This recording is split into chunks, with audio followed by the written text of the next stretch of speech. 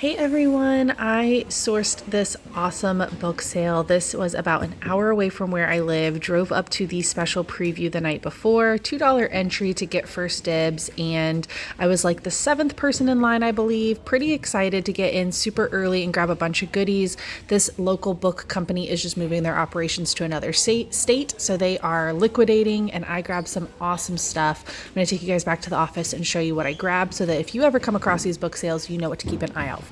Just left the sale, and this is everything I got. 4 big bags full. Spent a total of $90.50. So I'm going to count how many books I got so I can see per book how much that ends up coming out to, but $90 on some overall really good books. We are back in the office, and these are the bags of books that I sourced from that sale. I wanted to just go ahead and take a minute to go through them and just kind of show you some of the books that I picked up. It actually only took me 45 minutes to buy all of these books. From the minute I walked in the door to the minute I was done loading them and getting in my car, it was like 43 minutes, I believe. So pretty cool, great finds. I just want to go through and just kind of show you, as I was walking through, what appealed to me, what made me say, oh, I got to pick that up. Once it went into my bag, it was in my bag. I never looked anything up outside of that. It just went in and it was mine. So this is just, again, from years and years of experience selling, traditionally books for all ages. I kind of know what sells and what to look out for. So I'm going to go ahead and pop you guys up on the tripod and start going through some of these and just give you a little glimpse as to what you should be on the lookout for if you ever find yourself at a book sale or library sale or yard sale or wherever there might be a lot of books and you really want to buy some, but you don't know where to start. I'm going to start off with the bag with the shirtless men on it because this is the books that I went for first. These are the books that I knew I needed to look for. These are the ones that I'm going to get most of my money back on, and then everything else is just kind of, the cherry on top. So just going through some of these real quick, I'm going to show you all the covers. These are basically going to be your more spicy books. Obviously, the ones with the naked men on the covers are going to be, kind of telltales. I feel like those kind of are easy to see, but some of these may not be so easy to see. So what I'm looking at here is a lot of recognition with the authors. So I am familiar with these authors, and I know that they write, really, this is thriller, not so much, but they write these types of books. Sarah Kate, and you got some heels on the cover here. Sometimes you can look at the blurb, like this one says, she's too perfect to ignore and too forbidden to be his. This, I actually don't know what this is. I've never picked this up, but it looks amazing. Don't believe the truth told about you by the light, the brightness. I mean, this just looks good. This is Kate Morton. Another like Lucy Score. This is like just popular romance. Again, here you've got like, so that's kind of just by knowing what there is. Elle Kennedy's really popular. Another one, Mercedes Ron. How Did I Fall? Easy. He turned my world upside down. So sometimes just looking at the little taglines on the books is really helpful. But when you start, let me put a couple of these in a stack so you can kind of see what I'm talking about. Because when you start to pick these books up, you can't miss them after you start picking them up. There is just something about the way that they look and feel that just has this very modern look to it. One of my biggest tips with this category is to go to Target and go to Walmart and go to their book section and go look at their adult books. Those are the types of books you really want to be on the lookout for in the wild. Let's see what else is in this bag here. So that was the main. So between these books, let me just tell you, let me put all the spicy books together and I'll kind of tell you what I think I can get roughly for these. Let's see. All right, and I got a couple more here. You can see these men. So this whole stack is 12 books, and I would say for most of these books, I'm going to get at least $5. I would say maybe one or two I'll do $4 on, and then probably like 3 of them I'll do closer to like $7 or $8 on. But let's just go in the average of 5 each. So 5 times 12, what is that? Like $60 or something along those lines. So $60-ish right from just these books right here. So that's good. You want to be on the lookout for those for sure. Like I mentioned, like some other like little thriller books. And then you have your general, just your general fiction, romance type stuff, people we meet on vacation. Again, you're going to start to get comfortable with these authors. And one of the things you can look at it as is, you know who this is, right?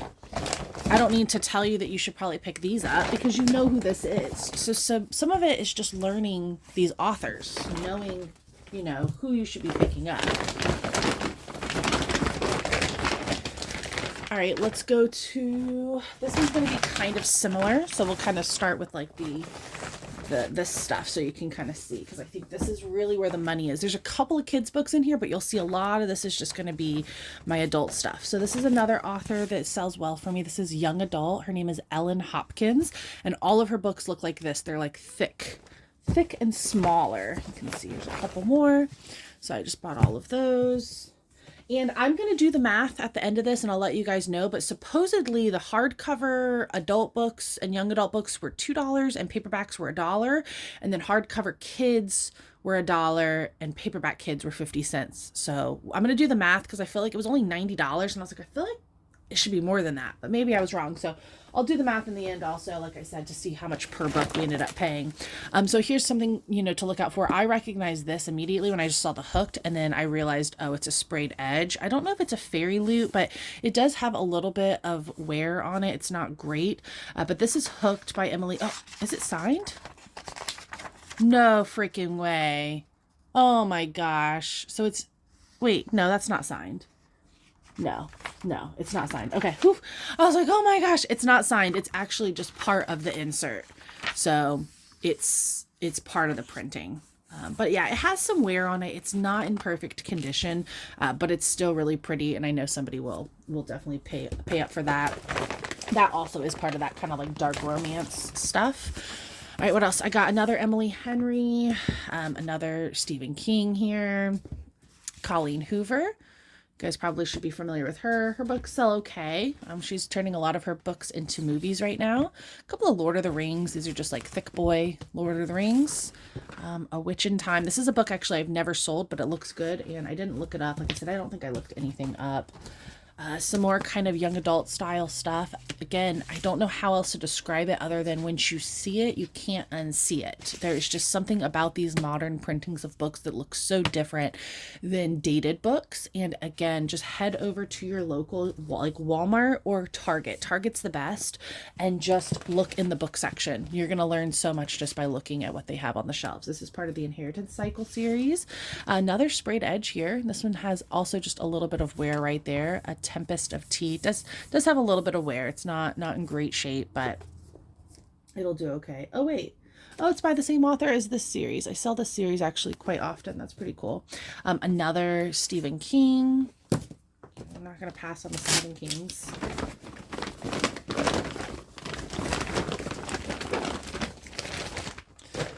All right, another chapter stack here. So popular Kristen Hanna, getting a little bit more into that like general fiction, historical fiction type stuff almost. Kristen Hanna's always a pickup. Anything that has to do with like World War II, always a really good seller for me. That genre sells incredibly well.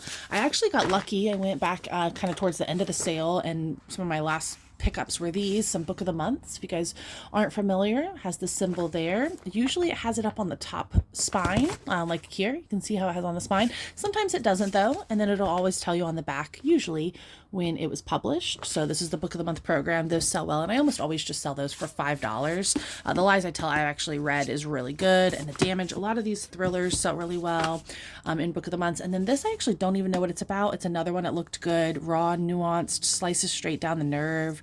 It just looked good, and I could tell by the feeling of it, so went ahead and snagged it. Put these kids' books over here. This was a Wicca for a New Generation, so it's like a Wicca guide. Had to pick that up. Anything witchy, occult, spiritual, holistic type stuff sells really well. I found one Dungeons and Dragons book I was really excited about. If you ever see Dungeons and Dragons, that is always a very popular series. Another book of the month. More Stephen King. Got some thick boys. We did It. Did one of the drawing of the three. Then I did some Charlie Brown. These sell well on my Whatnot, but they also sell well like online, like on eBay. So you could lot them up, but those will definitely go to my Whatnot show. And another thing that sells well on Whatnot for me, but also sells really well on eBay, are these Garfield books. They sell well. I usually sell these for about $3 each. Both the Charlie Brown and the Garfield I usually sell for $3 each. And then I did pick up a few Babysitters Club. They had a ton, and I would have picked up more if they were 25 cents, but I just opted for some of the like later in the series ones. You can see like the 100s and stuff. I don't find those as often, and they were in great shape, so I went ahead and snagged those because they're just later in the series and I know those will sell for me. We've got a little graphic novel, which actually has some wear. I probably would have passed on had I seen that. A couple of Minecraft books here. Minecraft is still really popular for me. I think this is a little bit more kid heavy here. So Amulet, another graphic novel. Amulet is just a graphic novel that sells pretty well for me. It's number 7. And then this was a cute little like coloring book for kids. It's like mindfulness and coloring. It's unused. I just thought it was cute. I wanted to pick one up. Another kind of coloring book there.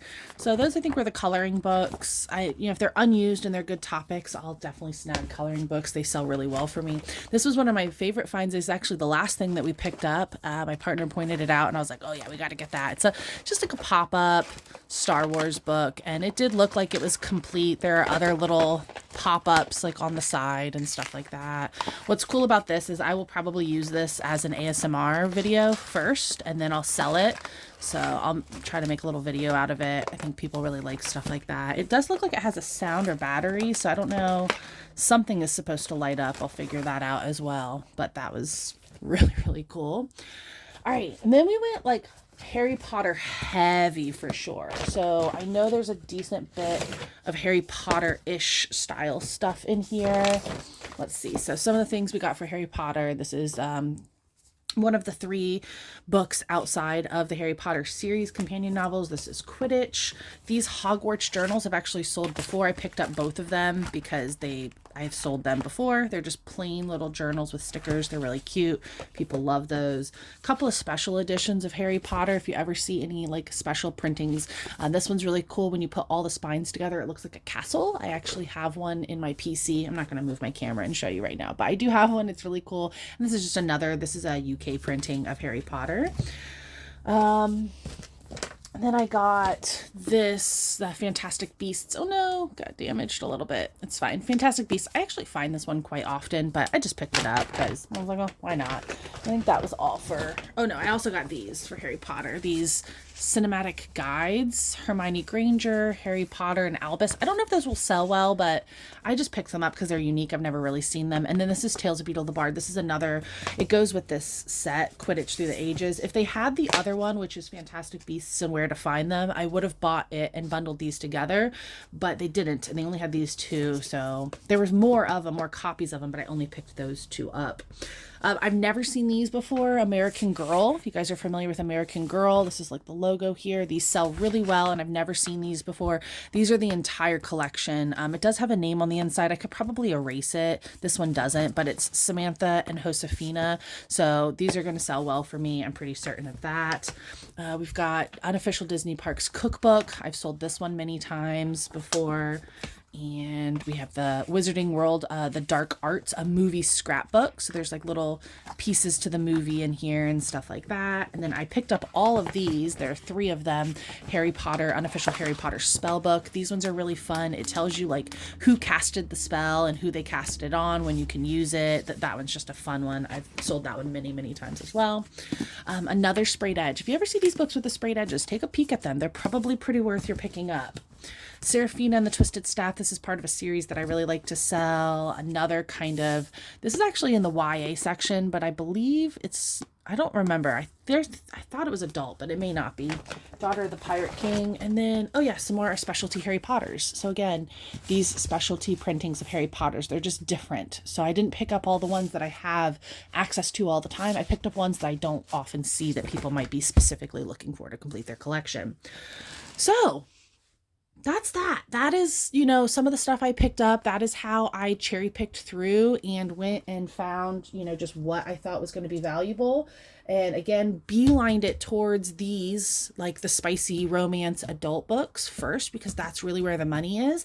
And then I went towards the young adult. Then I went to kids. Well, first I went to specialty. Then I went to kids books. So I was like definitely very focused on that, like getting the most valuable stuff first and then going into the least valuable. Real quick, I just did the math because I did feel like $90 was not a lot. I don't know, I just felt like it was more. But when I started counting, I realized there were a lot of paperbacks. And paperbacks were $1, hardcovers were $2, and then kids were 50 cents for paperbacks, $1 for hardcovers.